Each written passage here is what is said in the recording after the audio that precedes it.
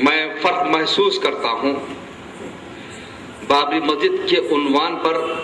منعقد کیے جانے والے دیگر جلسوں کا اور اس جلسے کا۔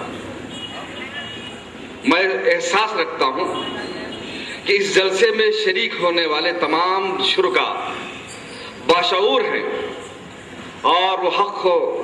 باطل میں فرق کو محسوس کرتے ہیں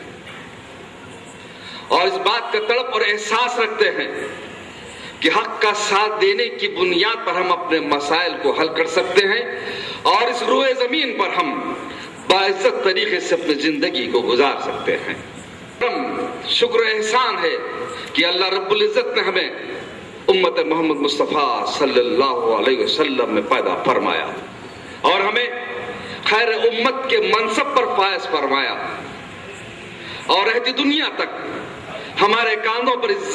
اس بات کی ذمہ داری عائد کی کہ ہم اللہ کے اس پیام کو اللہ کے بندوں تک ہم پہنچاتے رہیں اور اس روئے زمین پر ایک مثالی امت بن کر رہیں کہ دیگر اقوام دیگر مذاہب کو ماننے والے ہم کو اپنا مثال اور نمونہ مانے اور اپنی زندگیوں میں وہ تبدیلی کو لائیں اور یہی وہ ہماری حیثیت، یہی وہ ہمارا مقام اس ملک میں بسنے والے ان جو یہ چاہتی ہیں کہ اس روئے زمین پر اس ملک میں جہاں پر ہم نے 800 سال تک حکومت کی ہے ہماری حیثیت اور تشخص ختم ہو کر رہ جائے اور ہم اس روئے زمین پر کیڑے مکوڑوں کی طرح زندگی گزاریں۔ اس کے لیے انہوں نے بابری مسجد کو ہتھیار بنایا۔ بابری مسجد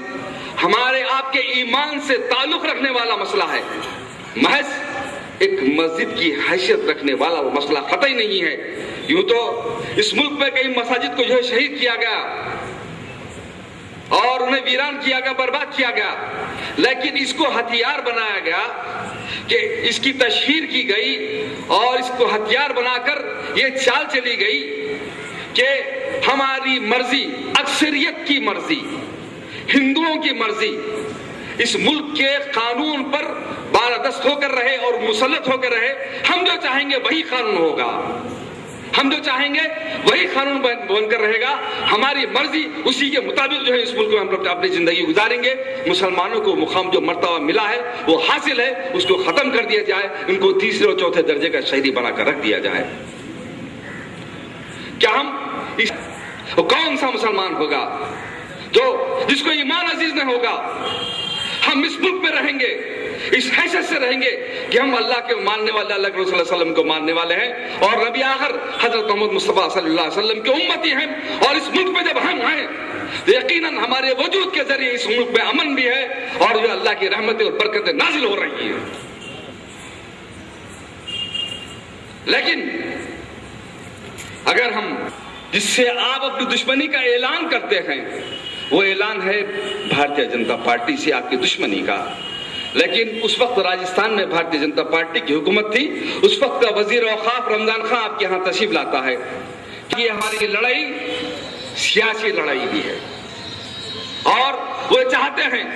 کہ اس سیاسی انداز کو اختیار کر کے ہم کو جو نیچے دکھایا جائے، تو پھر وہ لوگ جو اس ملک میں اس مسجد کی جو ہے بازیابی کے جو ہے جدوجہد میں مصروف ہیں، ان کی کیا مصروفیات ہیں، کیا کوششیں ہیں، وہ بھی آپ کے اور ہمارے سامنے آنے چاہیے۔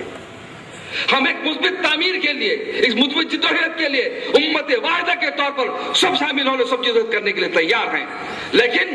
شرط یہ ہے کہ اخلاص ہو، ریاکاری نہ ہو اور مقصد تو جو بالکل یہ اخلاص ہو، تب کہیں جا کر ہم اپنے مقصد کو حاصل کر سکتے ہیں۔ تو میں کیونکہ مقررین اکرام بہت زیادہ ہیں، لیکن محترم ایک ساتھی نے ہمارے اس بات کو یاد دلایا اور